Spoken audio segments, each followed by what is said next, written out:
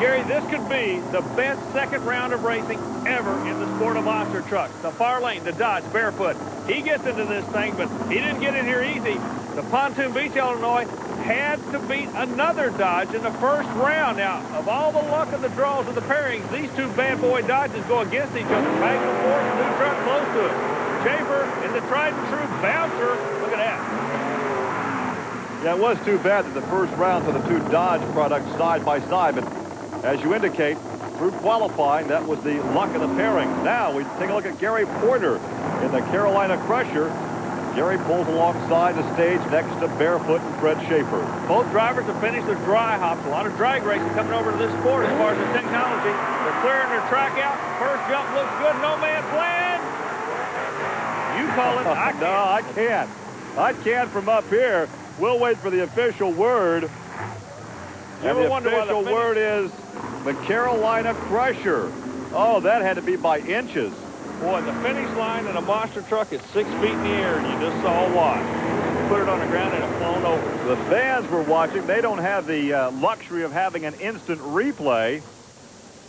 But we have just been told by the officials that Gary Porter, right there is Gary, in the Carolina Crusher, takes the victory. Let's watch from this angle. Now, Gary, both trucks lead the line. Good start, but you can tell the cylinder's already going away on Porter. But the problem is Schaefer's making so much power, he actually two-wheels it. He takes two wheels, puts them in the air. Meanwhile, Porter getting down and dirty on all fours and going to the line first. Let's go trackside, Army. Gary, it's amazing how close these monster trucks run to each other now, isn't it? It is. I just tried something different that round right there. I went to a faster gear that I'd never run before. I didn't know if I'd smoked the transmission or, you know, or if it had win the race. It was sort of a do-or-die situation. When you were pulling up against the Dodge, and everybody knows he makes horsepower, is that why you made the gear change? That's why I made the gear change, and I knew that he had me out horsepowered. I was going to have to try to cut a closer light than him, and maybe I could pull him a little bit during the mid-range, but I knew that I was out horsepowered, and I was sort of the underdog going into that round. And the underdog advances, but keep in mind, if Fred Schaefer is the fast loser, he also could advance to the semifinals as we look at David Morris in the cockpit of the equalizer. Gary, you just brought out an interesting part of this sport. I don't know if a lot of people are aware of it, but there are always going to be, in monster truck racing, side-by-side racing. The incentive is always to go as hard as you can, because you can actually come back on the loser side of the bracket to go into the next round. Speaking of next round, who's going to be in the lane next to Morris? Kirk Dabney will have some local following. He's from Fort Wayne, Indiana, about 2 hours northeast of Indianapolis. So a pair of GMC entries here, the equalizer and Nightmare, and it's all David Morris with a mechanical problem in the far lane. David Morris takes the victory in the blue equalizer. David Morris and Gary Cook have to be one of the low buck operations in the sport, but you know, we look over and Gary Cook gives us a thumbs up, and if smiles are money, they're millionaires. Look at the run again. Far lane, Kirk Dabney, Nightmare with a mechanical problem right there in no man's land, and the run all belongs to David Morris. Yeah, but watch the landing. Remember, he bent a suspension bar in the rear of the truck earlier. I think he still is having problems with the back of that truck. Let me check. And there is a look at Colt Cobra as he stages snake bites for a quarterfinal matchup against Bigfoot. And let's go back trackside. Army, what have you found out? Well, Gary, we're down in the pit area right now. Gary Cook is working on the rear, and I've got David Morris with me right now. Hey, you're fudging on us a little bit. I thought you were going to change the bar, and you just tied her together. Yeah, I didn't have another spare bar. I had to use some tie straps. Well, does it feel okay? Yeah, so far.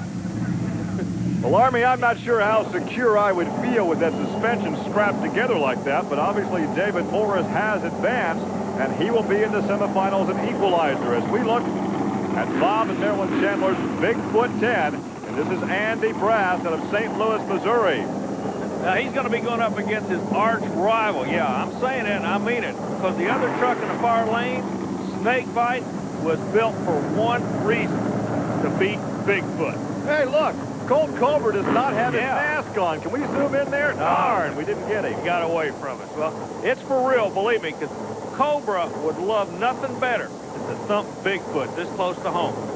Snakebite out of Colorado, Bigfoot out of Missouri. Both of them powered by 460 cubic inch Fords. Andy Brass comes out quick.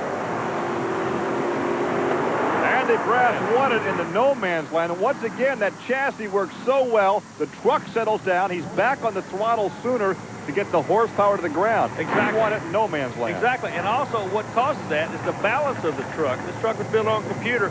The engine is located behind the driver and below the driver. So the center of gravity is much lower to the ground. Watch how, oh man, wheels up start for Cole Cobra. He was coming out smoking.